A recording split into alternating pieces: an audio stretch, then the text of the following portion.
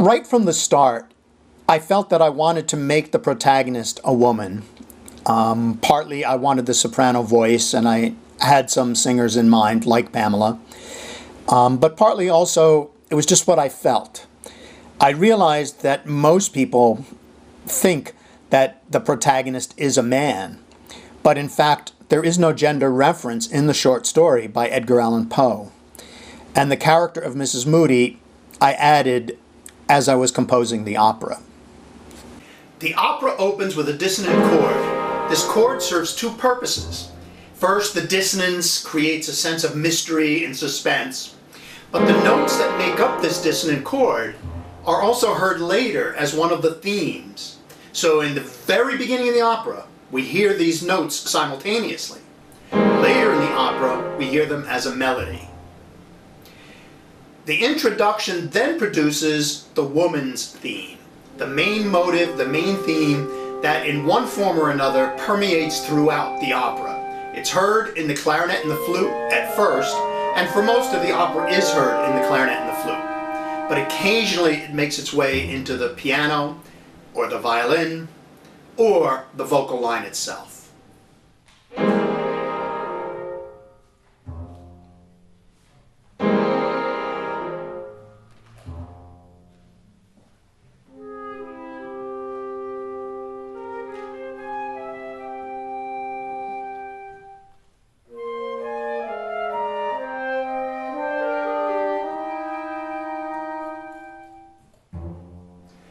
The first few minutes are kind of like a prologue.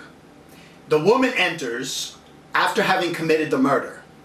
The woman is never actually named in the opera, as is the protagonist is not named in Poe's story. I wanted something to convey the element of the heartbeat, but I didn't want it to be too obvious. So I created this kind of thumping figure in the cello. It's surrounded by silence, it's irregular, so that I want to convey that maybe it's really there, maybe it's not. Maybe she actually hears something, maybe it's her imagination, maybe it's fear, maybe it's a little bit of guilt. It might even arise from the adrenaline rush of having committed the murder.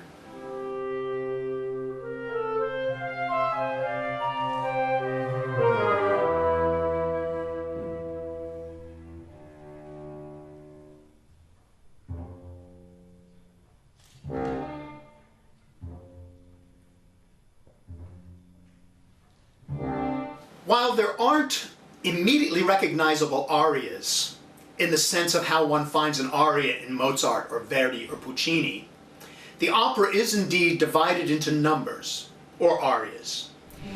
The first aria is introduced with a softly gentle, undulating figure in the clarinet, punctuated by accented dissonant notes in the other instruments.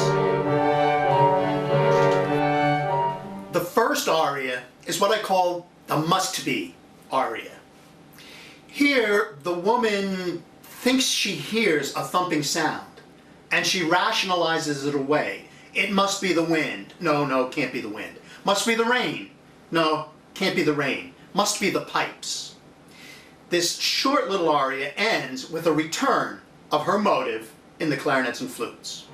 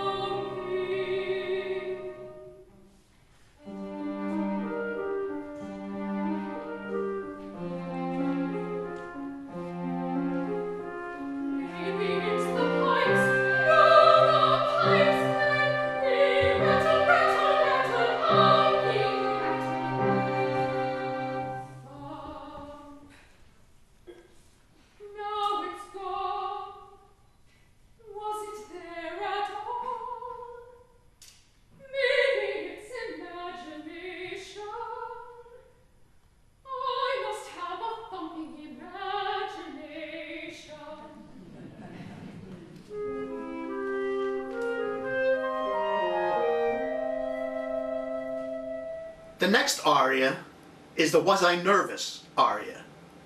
Here she kind of talks to herself, talks to the audience, and she looks at what she just did.